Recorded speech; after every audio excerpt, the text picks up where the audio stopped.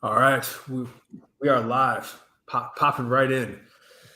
What's going on? You got a nice setup over there. I got the. I mean, we can flex the Eames chair. I don't know if people can see, in the background. Oh wow, there we go. Yeah, You yeah. made it. Official brand. This is Brand Brothers Worldwide. Bima still missing. Could be on Nike. Could have Boeinged him. We'll see what actually happens.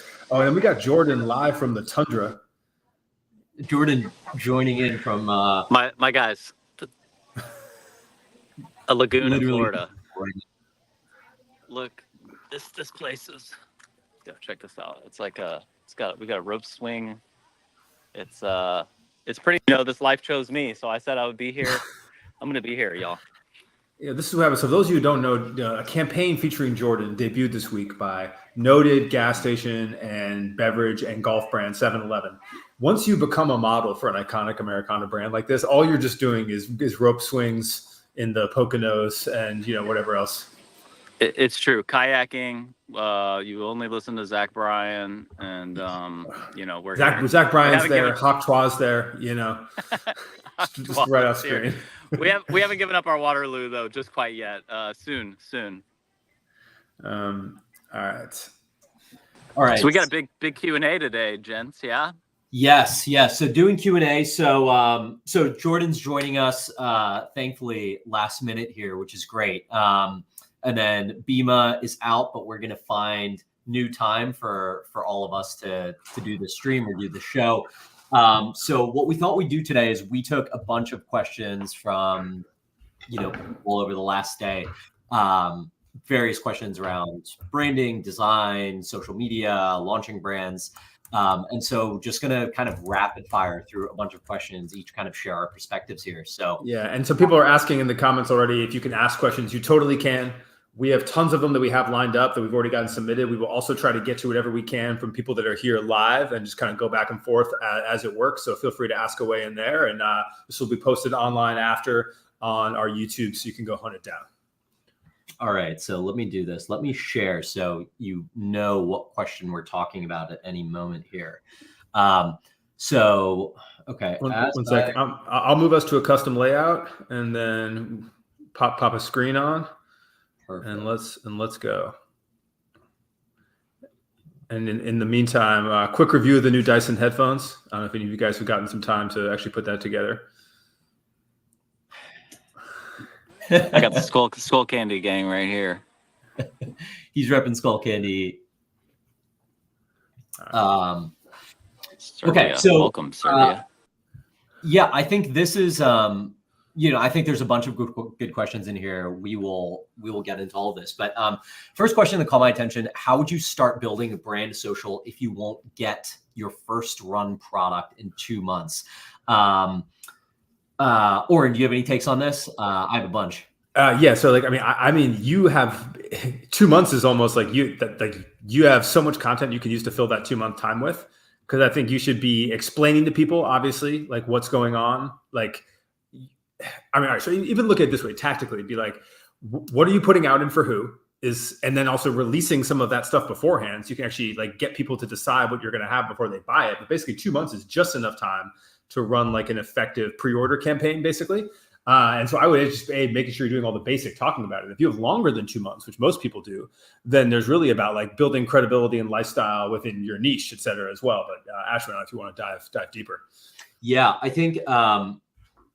think there's a few tactics here. One is showing and talking about the behind the scenes of building your brand. And so one account that I would follow for this is Minted, especially a lot of this guy, Marcus Malone, who is the founder of that brand.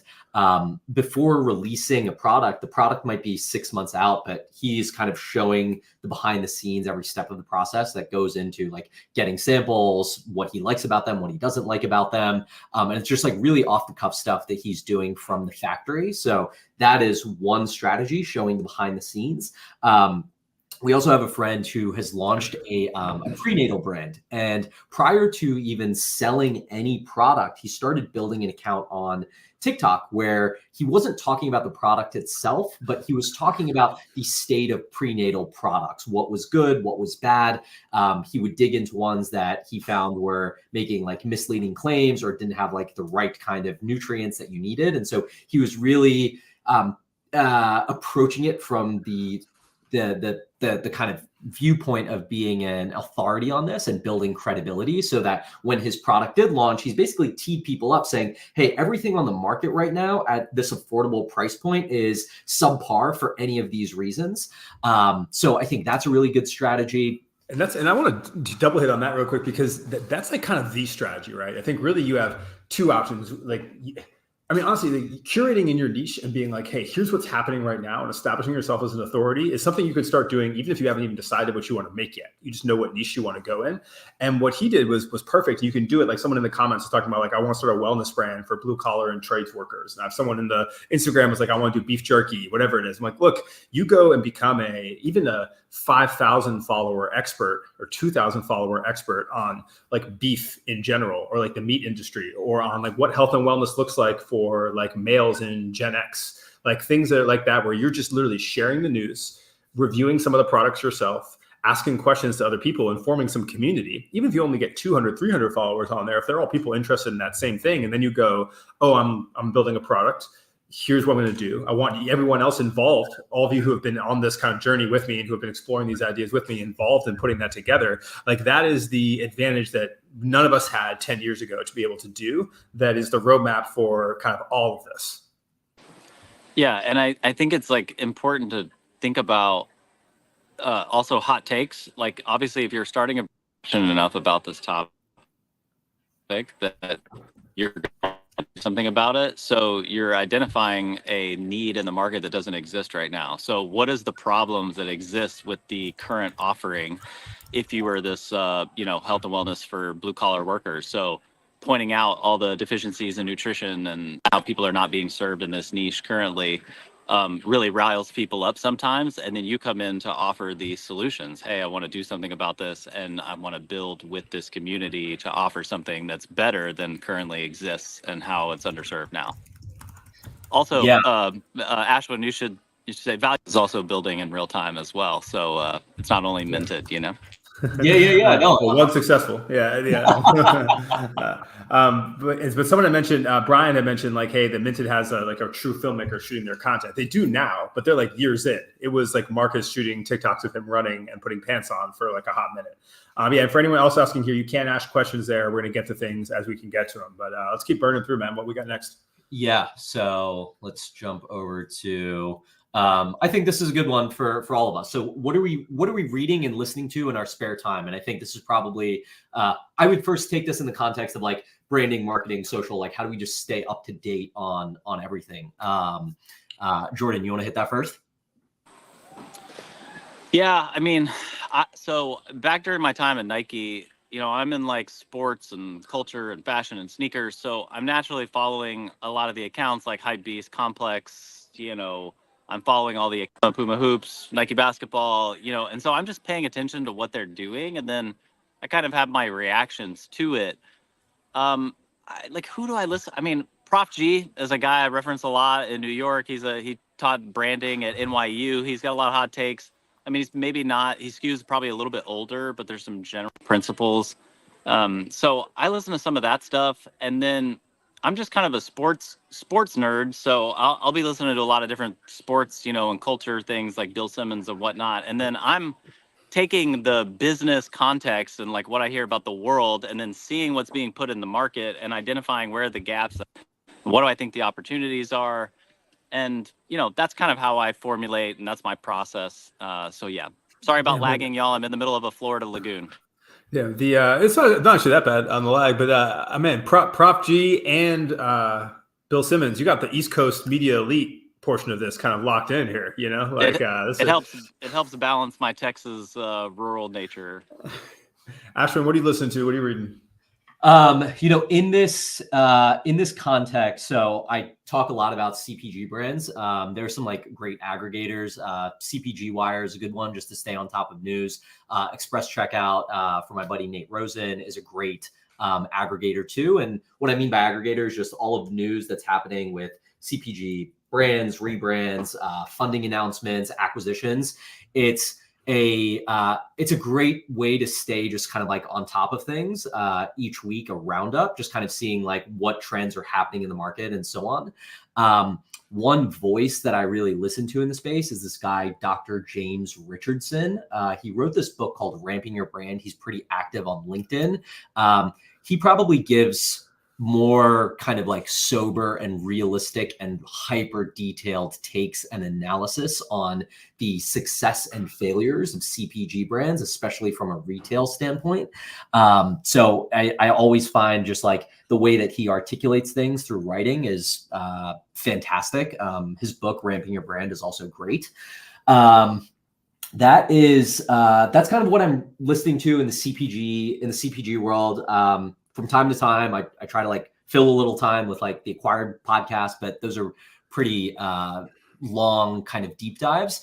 But to Jordan's point, the way that I stay kind of on top of just what's happening in the world of branding and marketing is really through like TikTok and Instagram and like following these brands and seeing what brands are doing. Liquid Death's always putting shit out, and I'm just like, okay, what's my reaction to this and why do I think it's interesting? So yeah, that's kind of my diet. And I guess I'm just getting a lot less than usual. Like I consume like markedly less than I used to, which is just really a function of the time that now has to get spent creating. But I do read a decent amount on Substack. I read Casey Lewis on Substack. I read Angelica, ANDJELICAAA on Substack, and kind of like a few others who like, I think there's good aggregators on there who will pick out kind of a few of the right things, but I'd say I'm getting definitely more reading from newsletters than ever. And then still some print, the classics, Harper, the New Yorker, the Economist, all the, I'm getting the print version of Jordan's East Coast Media Elite Diet. What else we got on here next? One more thing in there. If you're not in the industry and you want to be, you can go to like Ashwin mentioned Liquid Death.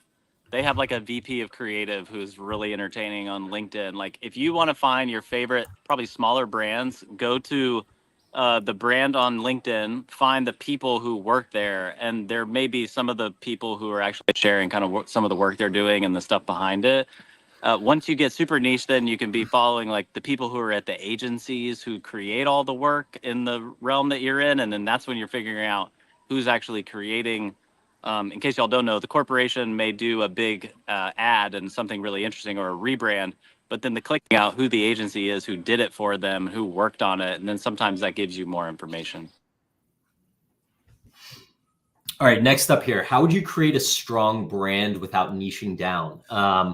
This is an interesting one because I often talk about the importance of niching down, especially when a brand starts out. And I think there's a few kind of important ideas to consider here. The way that a brand should be thinking about their audience and their messaging is different from when they're going from $0 to $1 million, from $1 million to $10 million, from 10 to 100 and 100 plus.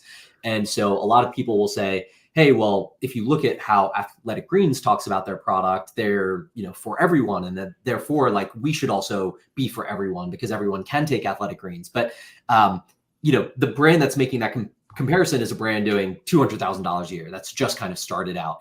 And so you shouldn't draw comparisons to brands that are not at your scale. You should be saying, hey, how was Athletic Greens positioning when it was kind of day one here?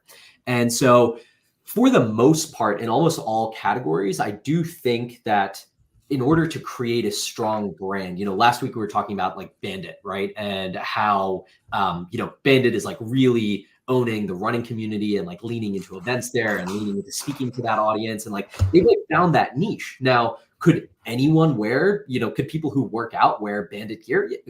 People who like work out and don't run wear Bandit gear? Absolutely. But if they just launched as like, hey, we're a fitness athleisure brand, they're competing with like the Fabletics, the Lululemons, all of these other brands that kind of like own those categories. So it makes their job a lot harder.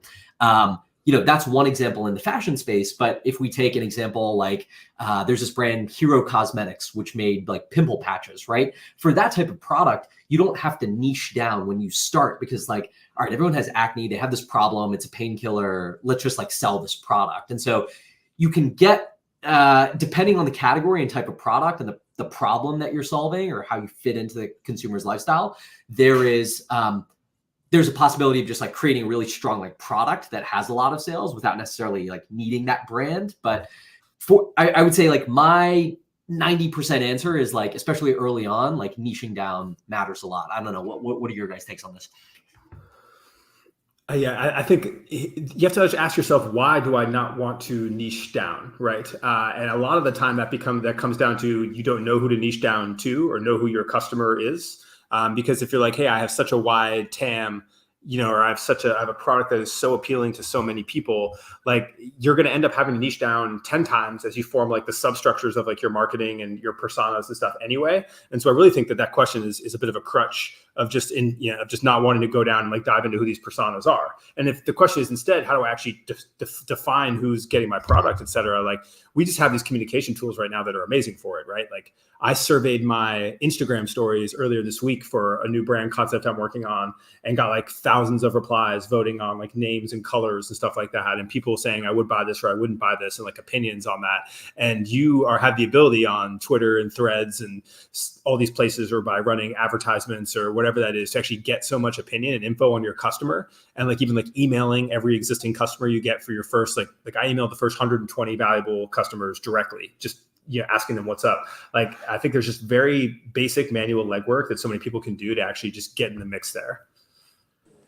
Yeah, I would also like question whether they actually mean what they're saying. I mean, because the examples you offered, Ashwin, like a pimple patch, like that's probably targeted towards, probably a younger audience, skews, and that's probably a general niche itself. The other thing to add is these algorithms are going to niche you down either way. And if it doesn't know where to send people, so to use all the tools that Oren just mentioned, you have a massive cheat code at your fingertips right now with the social media algorithm. So the further you can niche down is great. Yasmin TV also mentioned mixing multiple unconventional mediums with curiosity and confidence is an interesting thing. Like taking two groups of people. I use this as an example. I say like in the television era, they would try to slot you, but like, okay, men, 35 to 4, you must like trucks and beer for the NFL. But these days, you can also be women 25 to 44 who like fashion and like Taylor Swift. You may also be liking the NFL and be served in a different way. And so I would just encourage this person to think about maybe there is a niche that they can lean into, expand from there. But it generally doesn't work the other way around. You generally don't start very broad and then eventually niche. Like you usually have to start pretty niche and then broaden from there. All right, what we got for the next one? All right, let's hit this. I think this is really in kind of Jordan and OJ's territory, but what does campaign planning look like end to end? Jordan, you want to kick off? Jesus, don't take me back there. You left for a reason. Yeah, okay. All right. How long do we have, boys? Okay. Campaign planning. So like from a brand standpoint, I was in brand marketing and our job was to kind of sell and to steer. And I say this a lot for like creative journalists or marketers.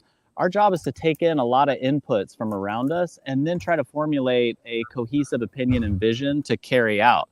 And so we would have to understand what is the product that we need to, what is the product and the product that is needed, who is the audience that we're trying to reach or that we're struggling to reach right now that we're, trying or we want to continue to hammer home with and increase participation or sales with. What is the market happening? What is our consumer wanting? What is happening in culture? What are the athletes, influencers, entertainers that we have at our fingertips who might have an authentic connection to this? And then where are the moments coming up on a calendar that we think this will be able to break through and will have the most relevance? And then, we agencies and or functions. Functions are different parts of the business like PR, digital comms. I'm sorry, I'm giving you kind of like a corporate example. Oren is like doing a great, smaller brand himself right now. So I'll look to OJ in just a second for that. But and then so you're getting all of them, and then I call it selling and steering. You want to brief them on the vision, then they come back and say, here's what we're thinking, or here's what we're headed. And from a brand standpoint, then we're trying to pull them back into a cohesive vision. Say, okay, I love that. Can we make it a little more like this? Or I love the athlete you've talked about, but can we add so-and-so to the mix as well?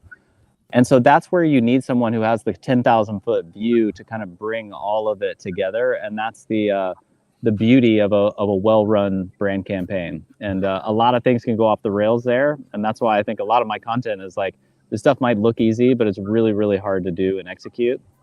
And it's probably even harder when you're doing it in a smaller format right now and building it from the ground up, which is what Oren's doing as well. Yeah, and I could talk about this a lot because I work on campaigns constantly, and I have all these frameworks. And so I did this creative ops report for our hyper newsletter a while back, where we actually break down like step by step what's going on. But I think there's three key concepts to think about. Like like almost everything is a campaign, right? That's the first thing, is that brands need to define their narrative. It's actually the YouTube video I'm doing Sunday is going to be about this, like an exercise around this, where it's literally like a brand narrative is all the characters that you have in your brand, the people that are talking for your brand, the creators you have, whatever. And you have the storylines, like the things are happening or you're promoting. But then you have the events, and campaigns ties into the events, where you're looking at your calendar and you're going, we have a product launch here, we have a trade show here, we have Valentine's Day here, whatever, all of the things that we have to actually work around. And then when you actually begin to piece that out and be like, oh man, we have this launch here, we have that launch here, we have this show, we have blank, you start to realize we don't really have much time, no matter who you are, of like to actually get so many of these things done. Even as a small new brand, I'm like, okay, my first sales are like this, and I have holiday coming, and that's Black Friday, and we have this trade show in November. Okay, my schedule's pretty much done. And so when you have that, you begin to look at, okay, then how do we make use of it? So like the second piece you have is like, what are the assets that actually matter for your campaigns and like organization? Because it's usually a lot more than people think, right? And then you tie that to your characters you have in your brand narrative. So for instance, I'm going to put out a campaign on my main channel, but then I'm going to show the behind the scenes with me, or with the creative director is going to post some of that, or we want the photographer to actually be posting, or the 7 influencers we have in the campaign that are part of the storytelling, or the models that are in it, and what are they doing? You start to be like, what are all the assets that we want from those people? Because I think what a lot of brands fail at, one of the things I spend a lot of time in consults working on, is being like, hey, you hired 6 or 7 models for this campaign or whatever, but none of them are contracted to post. But these 3 of them are it girls, and they have 600,000 followers or whatever it is. Or none of them have any followers, but you're paying them $2,000 day rates. You should just be using influencers, even if it takes your shoot 4 hours longer. And how do you make them part of the narrative? What assets are you requesting? Because for the same price tag, you could probably get posts and get themselves inside the content. And so it's like, all right, you get all your characters and the assets you need, you get your timing, and then you have your campaign execution. And one of the pro tips I'll give you, anyone that's going into campaigns like this, especially if you're at a bigger company, is you actually have to start with realism and where you're at instead of your goals. You have to be like, what can we get approved? Like, what have we been failing at recently? And can we change that paradigm? Like, are we going to continue to do the same thing that we're already doing that is whack? Are we going to continue to do the same thing we're already doing that's working? Or are we going to change it? And if we want to change it, who do we have to get approval from? What metrics do we have to put out there for success? And actually define that. And that actually ends up being a huge time suck for a lot of people, or else you just repeat the same stuff you're not working on. But then once you kind of get there, you can actually have your full build out of like, okay, what are the things happening in culture we should leverage? Kind of, to Jordan's point, start organizing. Where are we taking influence from? What do we think is going to perform? How do we build back to get that? Who all is involved? What is the rollout and the timing? How do we do that across medium? And then the last thing I'll touch on that I'm working with brands even more on now is that people will put out a campaign. It'll be live for the first 3 days. Everyone posts it, and then it's just gone. And it's like, no, how do you build your campaigns into the schedule for the next 12 weeks, where you can go 4 weeks later, show all the behind the scenes, 6 weeks after that, a bunch of the unreleased footage, hey, we have 3 posts, but really we have 12 posts worth of content. Or like, hey, let's save some of this footage for for like an aggregation trend. Like that brand, Der Schutz, was doing a trend where people were like talking shit on brands for not being creative enough, and they just throw in a compilation of all their old campaign footage. It's like, okay, how do we continue to make sure we utilize this creative idea we've had again and again? So anyway, a topic I'm passionate about and spent a lot of time in, but figured it'd be a good one. I just want to add to Oren, like, even if I was not in the 7-Eleven campaign, I would say, like, I advocated for this at Nike. Get the bang for your buck. So 7-Eleven just hired 5 of us who have varying degrees of influence. See, sometimes now we have this pushback of like, we joke that we're tier 2 golf influencers. which may actually end up doing better for you sometimes, but you get a lot of reach out of the models. Then they're all posting, and you're not having to spend all that money on paid media. You're getting a lot of organic reach, you know. Yeah. All right, what we got up next? All right, let's talk product. No budget ways to move product. I mean, create organic content. That's your number 1, 2, and 3 no budget ways to do that. And if you mean like no budget, like obviously you can, like, if you can't send product to anybody, that's your only choice. Like, you make content on the internet. Like, I don't know, that's a pretty easy one. Yeah. Yes. I think at the very least, I don't want to say no budget. The no budget answer, true no budget, we can't send any product to anyone, is like, yeah, you just have to focus on organic content then. If you can sample product, then okay, great. Sampling product in the real world also like depends on the category here. But gifting as much product as you can. And so what that looks like is, there's obviously the world in which you partner with like influencers and creators who, say, hey, pay me anywhere from $500 to $5,000 to $50,000 to post. I'm not talking about finding those creators. I'm talking about if you have a product, say it's a new non-alcoholic beer, right? Then it's like, okay, I'm going on TikTok and Instagram. I'm finding like every creator who is, first category, who is like just talking publicly about like cutting back on drinking, let's say. And you can find that just like easily searching on TikTok. And it's like, great, I'm going to watch all their videos where they're talking about this. I'm going to DM them and say, hey, like, love your content, watch your videos. Saw you mention this, wear this new NA beer brand, would love to send you some. And you do that enough times, it's just super manual effort. So, the investment is your time. But you'll find a lot of people who are interested in trying out your product. And then, 50% of them, 70% of them will post about your product. And then that's a way to start building a flow. And what really is important there is like building a one-to-one relationship with them. I would say that. Jordan, anything to add here? It's still the highest investment. Seeding is the jargon term for it, seeding product into the world, because those seeds can grow into full trees sometimes, to take that analogy to its fruition, no pun intended. And a lot of brand, I'm sure all of you guys get packages. I get packages every week. I'll give you Melon. I did some work with Melon, Oakley. Like I wear this hat in every freaking video I do, and some of them get 3 million views, and some of them get, 13,000. But they're getting a lot of views out of the cost of your product plus some shipping. So it's still one of the best returns on investment. We all learn time equals money as well. So you're going to have some type of budget. The other example that we talked about last week, Ashwin, that I love from your brand was like doing the sign in the street, the man on the street stuff, where you're just like, hey, sample this, try this, and get some content out of it. I thought that was super creative and a real grassroots effort, almost doing like the poster and table out in a busy place. It's, it's still man on the street. Has been working for thousands of years and still does. Yes, and it works for a lot of brands really well, and we get a great return on that for what is like a fairly inexpensive exercise to go out there and do. Quick hit on this. We got a question in the chat that I want to just clear out real quick too, and it kind of ties to this in that, like, if you have no budget to do a product, like, you should be making a product in the first place. And like, and if you do truly have no budget, then it's like, it is organic or essentially nothing. And if you have a budget, there's a number of things to do. And we got this question from Vance, who was like, how to actually run ads. Everyone on YouTube is contradicting each other. And so I run a lot of ads personally. And like, look, and like Google and YouTube is like, you can just follow the tutorials, and there's actual reps you can get from Google and YouTube that are pretty straightforward to give you the basics of how to do that. But like, meta ads is hard and changing, and everyone that's contradicting themselves around that is because there's all kinds of people that run meta ads differently. Things are changing constantly. You can look at content from 6 months ago that doesn't reflect how ASC works today or whatever it is. But also, it's like, I've run meta ads on my own brands now for like 6 years. And whenever I get above, like, if I'm spending above 20K a month, I try not to do it myself. I basically am like, hey, I need to go with a pro, and I have like pros that I go to, but also it's a continual learning. Like, I'm doing a paid program right now. It's called Meta Ads at Scale. That's like it's just like a masterclass type thing where there's a guy, he has all these workshops, they coach you, there's live Zoom calls. I can go in there and be like, I'm learning this thing, I'm trying to do this trial, someone's going to get back to me, and it's whatever it is, like you're paying thousands of dollars to be in it, but like I know 100% that like I have support there as I'm trying to grow and scale that. And like I would, instead of like relying on YouTube, I think that's the kind of thing where it's worth investing in. Not like a course, but like especially like a live program where you can actually be in it. I think there's really no better way to learn that type of stuff, and to stay consistent on it, right? Like if you're not in the trenches every day, you're not keeping up with what's happening on Meta. All right, let's get to switching gears a little bit, getting better at presenting designs in meetings to team members.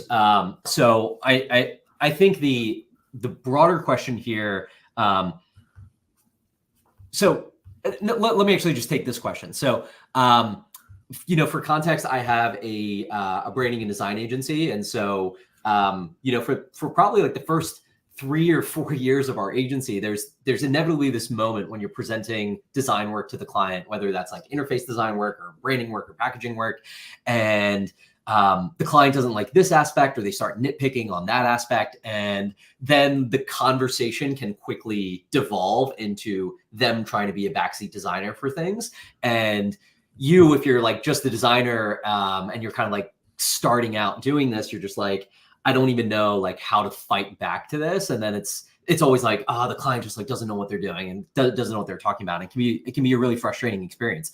So one thing that I have found that is really, really important and kind of helpful, and I think this applies to whether you're doing digital design work, branding design work, communicating or presenting any idea or trying to get buy-in for any idea, is number one, making sure everyone understands the kind of like strategy behind what we're doing, right? And so when we're designing a brand, right, one of the projects that we're working on right now, this is a blank label, but we're designing we're working with a non-alcoholic wine brand.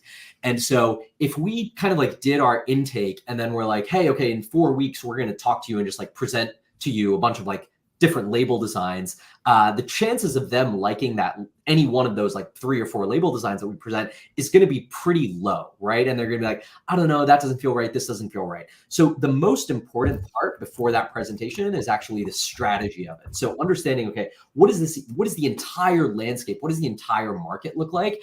What are these brands doing differently, or what are they doing the same? How do we want to stand out? What is the point of view that we want to reflect? What is the entire how do we want this to come across? How do we want to sit on shelves and be perceived? And once that strategy is really well defined, then it's almost inevitable the aesthetic outcome of it. And so then it's much easier to get buy-in there because you brought people along for that journey.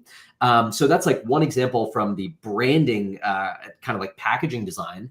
When we were doing digital design, I remember vividly meetings where we would present interface designs. We were like working with this large digital bank, and we just presented interface designs, and we're just like, well, it's kind of self-evident, right? You should just allow someone to look at it and be like, yeah, it looks good. That the flow freaking makes sense here. But when you do that and you don't give people rationale for why you did things, even if you feel like you're saying like nonsense or saying the obvious, they will immediately go to like, well, how can I give productive feedback here? So let me like call on things that are like negative or should be changed. So I learned like from those meetings that it's really important to say like, hey, okay, we're designing like an ACH transfer page. Here's the surveying that we did of all ACH transfers across banks. Here's what we thought is good. Here's where we think they need improvement. And so, okay, this is why we designed this screen this way and placed all of these things here. And you give people that rationale, and then they're like, okay, yeah, I totally get it. Like no notes, no comments here. So it's kind of taking them along for the ride and really like presenting your logic. Yeah, that's a great, I think whether you're presenting a campaign, whether you're presenting, I mean, y'all, the running joke that I present decks all the time, because basically at Nike, I learned how to present. You couldn't talk in a meeting without presenting something. And I think it's no coincidence that I was drawn to, like, I almost went to law school. You're essentially like a litigator. You are like presenting your case in everything. And, you know, even in the content that we do, we're sometimes coming with hot takes, and we're like, here's the landscape, here's the problem, here's what we're trying to solve for. And this is why we think this is the right solution. And so I think these poor designers, sometimes poor marketers, poor creatives, we just want to do our job and be creative. But there's so much more than that when you're bringing other people along with you. And Ash, when I'm having like PTSD going back to like those meetings, if you've ever been in a design meeting that's gone off the rails, it is, there's no coming back from it, you know, because a lot of people who are not designers start giving feedback and trying to be designers. And so I just want to reiterate, I think, Ashwin's point and why I think people say in so many creative realms about telling a story, which always sounded very like ethereal to me and not tangible, but it is. Like you're building the story, you're building a narrative to land at a logical conclusion that you want everyone to land on. The last thing I would just say is that it's also important to kind of summarize the brief back to the person, or like, hey, just want to make sure, just reviewing what we all said we were trying to do here and what we all agreed upon going forward. That's why we have X, Y, and Z. And so it's often about what's ahead of the design presentation and in the context, not just presenting the. And it's interesting because I recently changed how I do this to be like very different. I used to do the same thing with the brief and the presentation, but in 2023, like early, I started doing, I have like a 5-question contract that we do on campaigns, where basically it's like before you go into any work, whether it's a client work, I was doing a lot of internal work then, it'd be like, here's these 5 things. We're going to present multiple concepts, and we're usually going to do the like the 4 or 5th, anything that has like 4 or 5 of these, of all 5 of these, and the answer is yes, like is a go. And and this is our framework before we actually start working to go work from. And so the 5 questions are basically, does it match our brand voice? And then it helps to be like, hey, we have a defined brand voice, we have a defined brand guide, we know who we are. And so you can get that out of the way first. Would our customer like this? And then how do we determine if our customer likes this? I usually have a customer committee at most brand projects I work on, or we have like some way of quantifying that. And then the third is like, would our customers share this? Which is always hard to kind of get in the middle of. You can start pulling up references.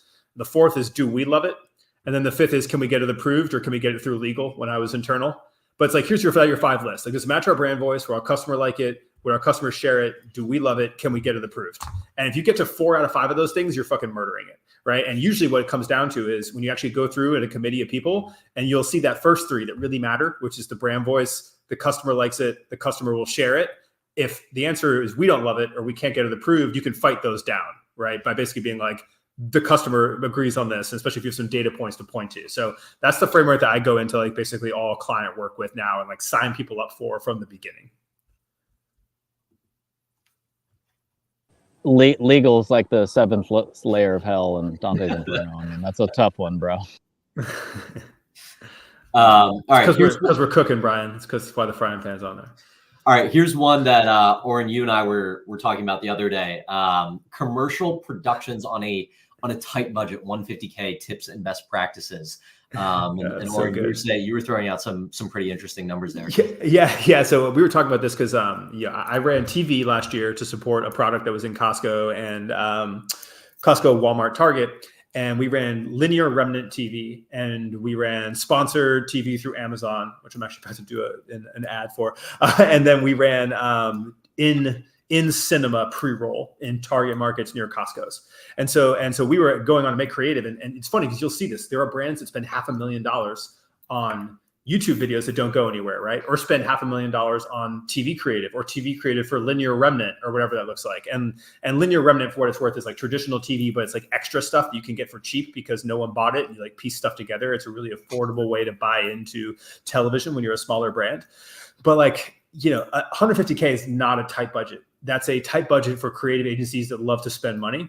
Like, so we did a TV campaign complete with like 3D actors, full lighting and stuff. I'd shown Ashwin the spot. Looks like, what you'd see from a, like a Harry's ad or a, Dollar Shave Club type thing. Like say like it's a B version if that's an A. And like we had a 40K all in budget, and that's like crew, actors, the whole thing. And it was tight. We did have 2 internal people that were working on it. But like that is realistically nowadays, when you are not paying full agency take, then I'd say a 50 to 75K is a budget worthy for a TV spot. If you're not doing a TV spot and you're doing like a production level, like it's just for your YouTube or whatever, like there is no way in hell you should be spending more than like 10 or 15 grand for like an ad asset. In fact, like it's doing yourself a disservice not spending that on 5 or 6 ad assets that you can test and build into a narrative than you are spending it on that one campaign. There's just nothing that costs that much now, unless you are literally just paying the agency uptake and you're just paying for some McKinsey guy's jet at that point.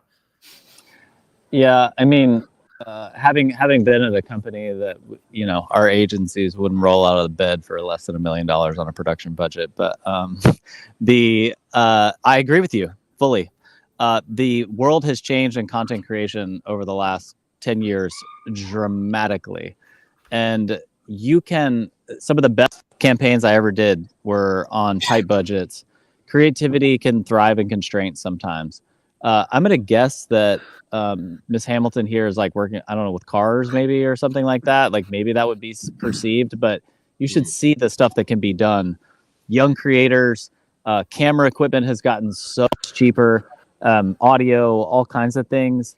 It's we're not in this day and age anymore. I would save all that budget for paid later or to try to get it seen. And what the mistake a lot of companies do is they end up spending it all on the production and they don't have any dollars to actually make it get seen.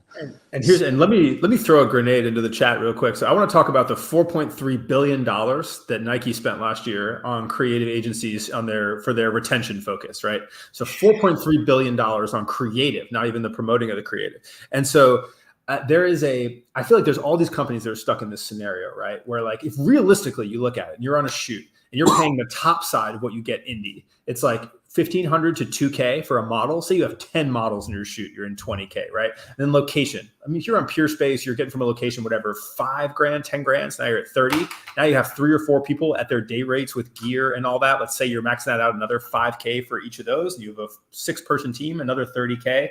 Now you're at 70, 80K with a like amazing team with an amazing location with 10 models, throwing another 20K for production and rentals and stuff. That's $100,000, and you should be making fucking movies with that shit at a day rate. And so what I would encourage any companies, I feel like we're going to get into this era where we're tied into contracts and buddy relationships. And again, like the Saatchi executives need jets. But like these people should just be cutting it. Like a $4.3 billion budget, I would be cutting RFP everyone out. In fact, I'd make it a moratorium at a company like that you cannot use any pre-existing vendor. That we need to go into a new year or a new cycle only with vendors that have not been through our process, so we can A, price it right, B, and have new creative ideas, and C, just have no fucking buddy talk on what the approval process looks like. Anyway, I'm lit. Nike tried this and it failed.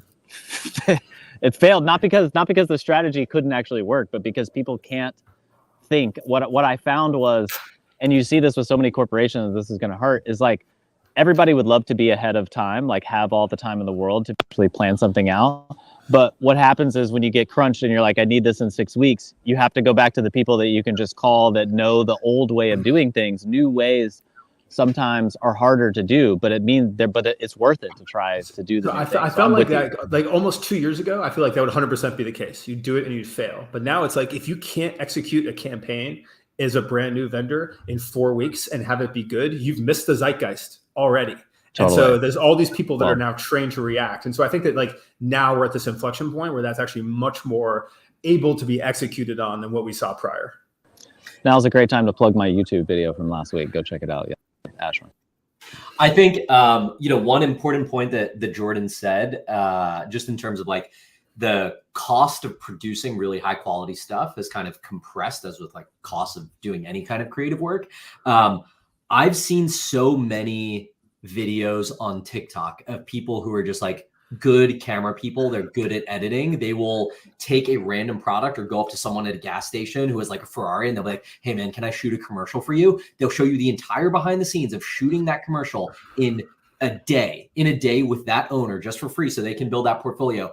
And you watch the end product and it's like, that's a better commercial than Ferrari would ever put out. That's a better commercial than Mustang would ever put out. Like and that's one person, right? So if I'm working at some of these agencies, if I'm working at like either the agency or if I'm working at the large brand, I'm like, let me go hire that person to like, he's done car commercials. Let's go do one with him and pay him 50 grand to like, do all of that together. But you're going to save $150,000, Bro, I'm going to tell y'all the last project I worked on before I left Nike football and moved on. We hired a guy named Gibson Hazard who does like all the biggest rap stars now.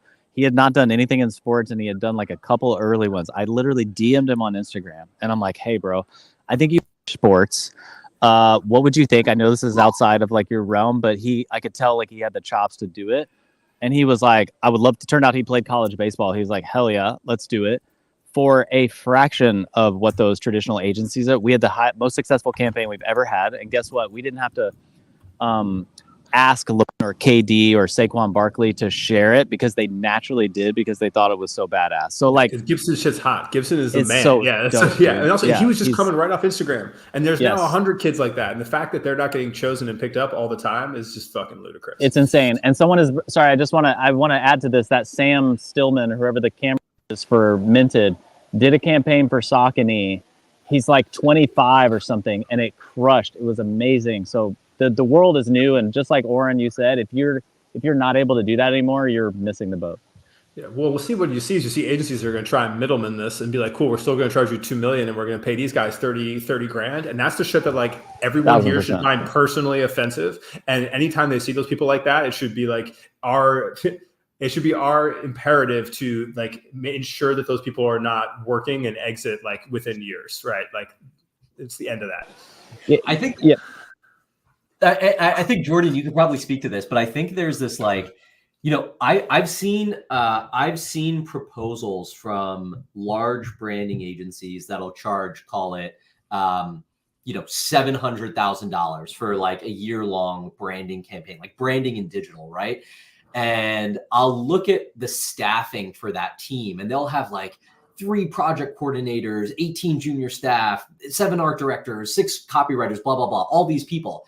And I'll look at the work output and the process, and I'm like, I can do that with 3 people. I can do it with 4 people. Like we do the art direction, we do the copywriting, we do all of this stuff, right?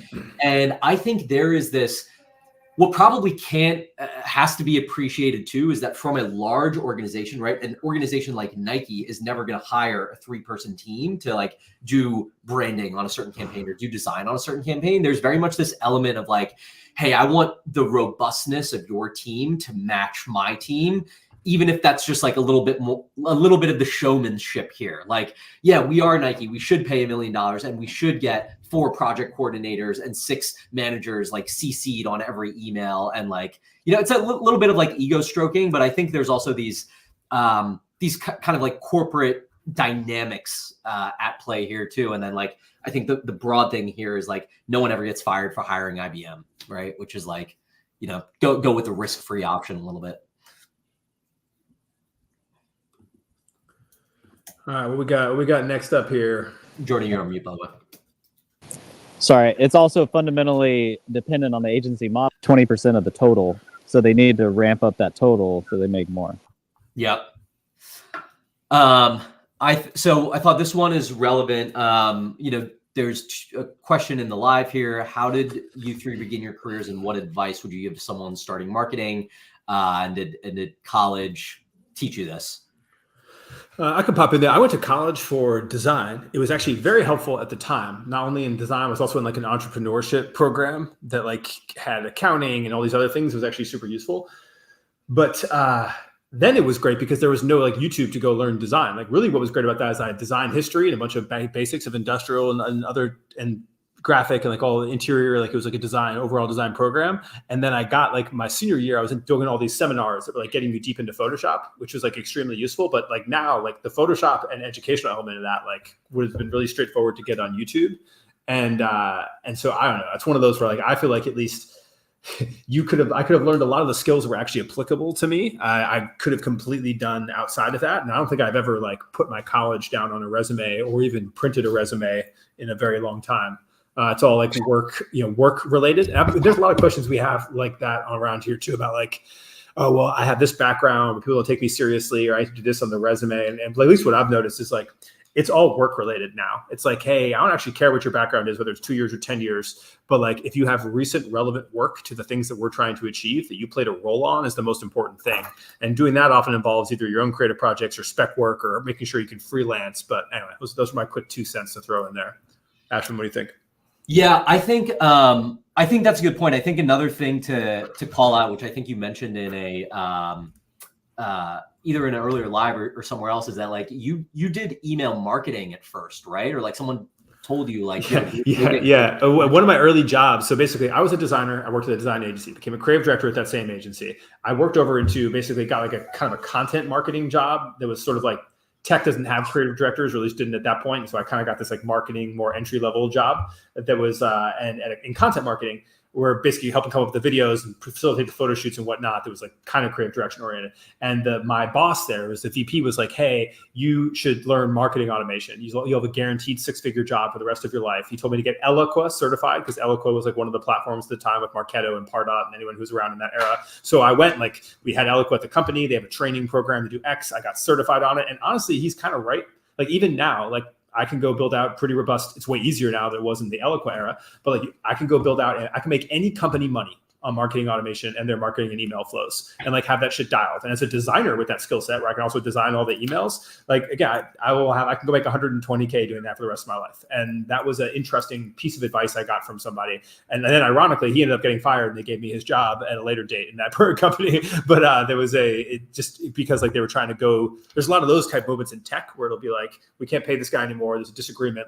Let's save money by putting the younger guy in charge. And all of a sudden you're like, in over your head, but you're able to get a lot of work and experience. That's one of the benefits of working in like more startup-y places as well too, is you never know kind of like what you might learn or what you might get thrown into because there's no one else to do it. Mm-hmm, mm-hmm. I think that's a great point. I think there's also like an important call out there, which is like, as you go through this progression, right? Like design is the foundation, but you're stacking these other skills on it, which makes like, all right, if you can do email marketing, that's great. But like, hey, if you're just writing copy for that and you can't go and implement them or you can't design them, then it's like, all right, I'm a little like stuck there. But it's like, if I can implement and I can design them, great. I can do that whole end-to-end thing. That's like, it's 1 + 1 = 3 type thing. But then it's, okay, now, you're so many years into your career and it's like, you can design across medium, across channels. Like you can really take concepts from like idea to launch and execute on all that, which just makes you more valuable. Well, I think that's why we're all dangerous. And I know Ashton and I share a lot of really similar skill sets, but like skill stacking is like everything in design and marketing, in my opinion, and in branding in general, where it's like, hey, if you are, because that also leads you into management, right? Like as a designer, I'm very capable of managing other designers. As a video creator, I'm capable of managing social teams. As someone who's done marketing automation and who runs my own Facebook ads, I'm very capable of managing teams that do that and knowing what they are. If I hadn't done any of those things tactically, or I wasn't still tactically able to go into the ads manager account and be like, what the fuck is wrong with the ROAS on fucking this campaign and this thing, and why is our targeting profile like that? You have a really hard time managing. If you have that whole skill set, there's like no reason you're not set up to be an executive like inside of that. And then also to then do your own business, right? And none of those skills are skills that take, like, unless you want to be an amazing designer, there's nothing in that takes you 10 years to be great at. Like design is probably the only exception of like all those other skills are like 24-month skills to be like moderately dangerous at. 100%. If I were to think about someone starting out in marketing today, right? So like, when you were starting out, hey, you're getting like Eloqua certified and like email marketing matters so much. I think that is like, I wouldn't apply that same advice to someone starting out right now. Like, hey, go get really good at email marketing. It's still like super valuable, but like it's become easier and there's like a lot more templates and like a lot more examples to build off of, especially in like the e-com world.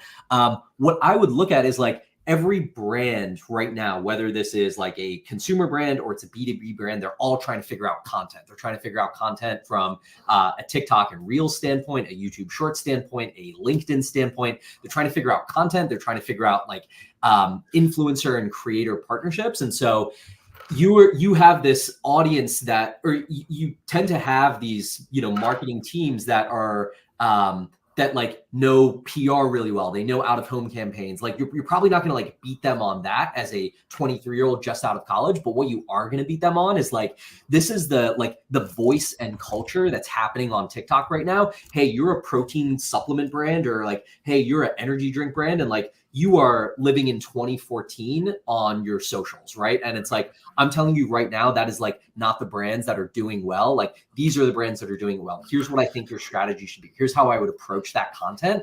And if you can, you basically have this like arbitrage opportunity where they have a little bit of a lack of knowledge and they're looking for someone to come in and be like, hey, what should we do with our socials? And you are like right in that demographic or audience that is so tuned into things and know when things are cringe, like the moments that are happening, what's like viral and not, that like if you can leverage that as an entry point, that's what I would leverage for someone starting out in marketing, is like find that entry point through organic content, through influencer seeding, through influencer gifting. You reach out to these brands because 9.9 out of 10 of them are still trying to figure it out, and they're looking for support and they're looking for some perspective.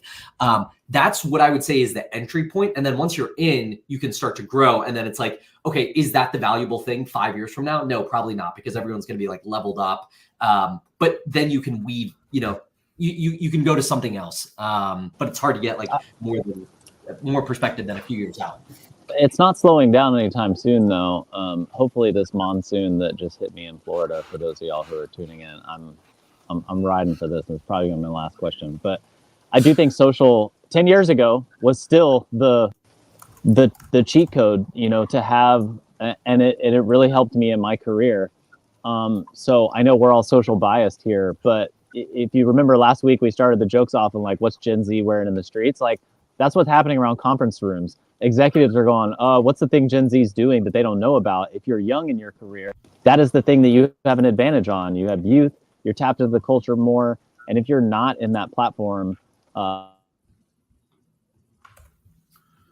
think we're missing an opportunity. Jordan.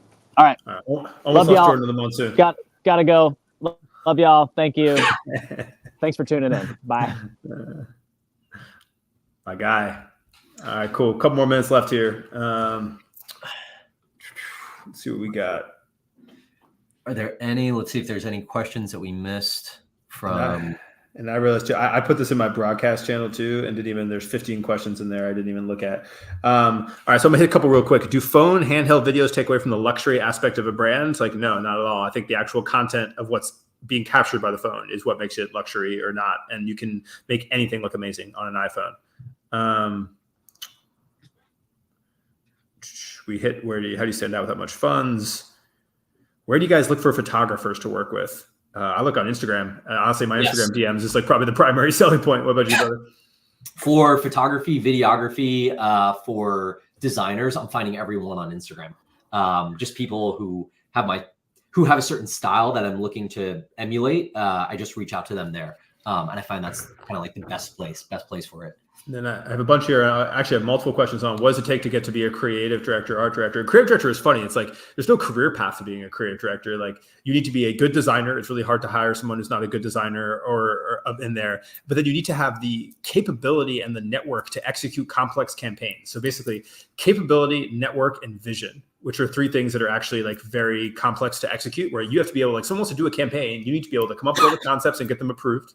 We talked about earlier, get all the photographers and videographers and have a network of people that will like work immediately to do something great. And you need to have the strategic mindset to be able to move stuff forward in the culture. And you need to be able to show that you can do that, to have like proven that you have the experience to do that. And that is actually an extremely hard thing to like attain to without basically working your way through multiple jobs and like doing a bunch of projects and like kind of going out there on a limb in some of the other projects you do and really hammering your way up through an org that like has a creative structure. So that's kind of a hard one. I don't know, Ashwin, do you have any kind of thoughts on that and those kind of jobs?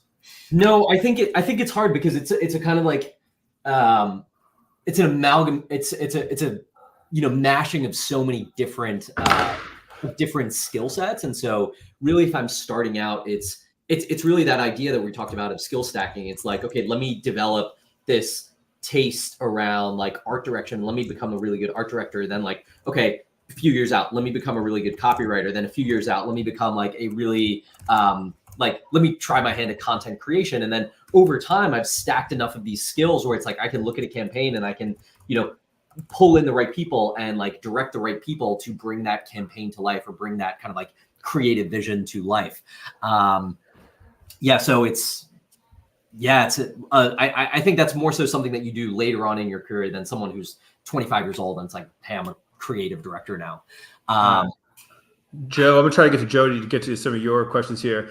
What are some successful brands I can be inspired by who built their name on creating culture, sexiness, and funny branding in a market of bland or nerdy products? What are any kind of typical ones you've seen kind of stand out in that? Ashwin, you got any good ones there? Yeah, I mean, first, Razors. like Dr. Squatch stands out. These are like generally like guy oriented brands. Like Dr. Squatch stands out. Dollar Shave Club stands out. I mean, there are these. You could probably look kind of in any category of product that is sold in convenience stores and supermarkets, and you have these like kind of like legacy Procter and Gamble incumbents. Here's a brand that I saw the other day is Laundry Sauce, which is like quite literally like making it like sexy for guys, for like doing their laundry, like great sense, nice packaging. Yeah, Manscaped. Yeah, it's a good one. Yeah, GoDaddy. Yeah, so Antonio's coming in with the heat per usual in the comments. Yeah. So you can kind of like go across any of these categories and find some of these brands. All right, and we're hitting up on the hour. I've got to pop into this next call here, but appreciate y'all for joining us. Follow Shwinnebagobrand. Good luck searching that successfully with the spelling at Orenmeetsworld. We will be back next Friday, I think, with the full gang. So we will have Bima. If we're paying the ransom, so we should be able to get Bima back from Jordan Brand.